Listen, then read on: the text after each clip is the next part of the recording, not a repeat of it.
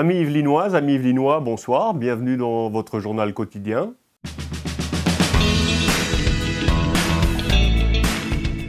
Alors, après la présentation avant-hier au Vélodrome de Saint-Quentin-en-Yvelines des sites retenus pour les JO de Paris 2024, le conseil départemental appuie l'initiative du comité départemental olympique et sportif des Yvelines qui, avant que la ville organisatrice ne soit désignée à l'automne prochain, prévoit des animations dans le département. Car si Paris est retenu, 7 épreuves, dont 4 cyclistes, auront lieu chez nous.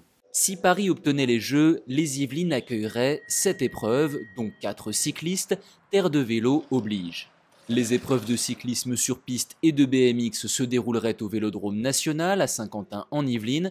L'épreuve de VTT aurait lieu sur la colline de la Revanche à Élancourt. Quant aux cyclistes sur route, ils passeraient bien par les Yvelines. Reste à savoir où la vallée de Chevreuse a été un temps évoquée. Toujours à Saint-Quentin-en-Yvelines, un autre équipement majeur du département, le golf national.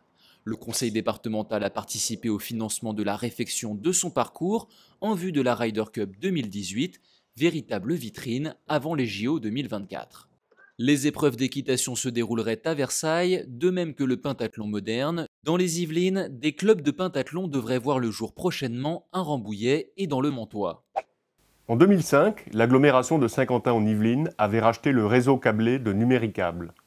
12 ans plus tard, Numéricable est devenu SFR et l'agglo a revendu son réseau à l'opérateur pour 15 millions d'euros. La moitié de cette somme sera réinvestie dans l'amélioration de l'accès à la fibre et le reste ira dans les caisses de l'agglo.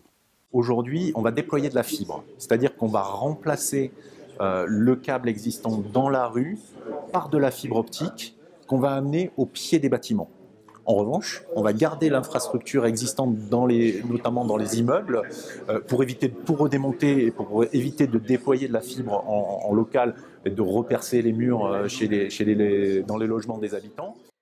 Après Méret, c'est à Maurepas que débarque l'Archery Game, une sorte de paintball mais avec des arcs et des flèches. Bubble Smile, la société yvelinoise qui développe déjà d'étranges rencontres de football enfermées dans des bulles en plastique, propose ces affrontements entre deux équipes sur un terrain semé d'obstacles, en bulles de plastique.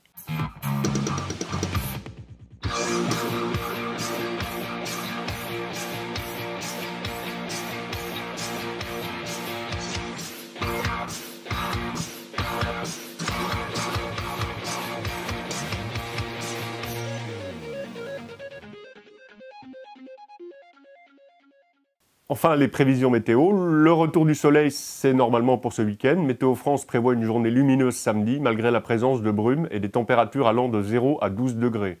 Mais ce sera de courte durée, avec la remontée des températures nocturnes de 5 à 7 degrés et jusqu'à 12 degrés dans la journée.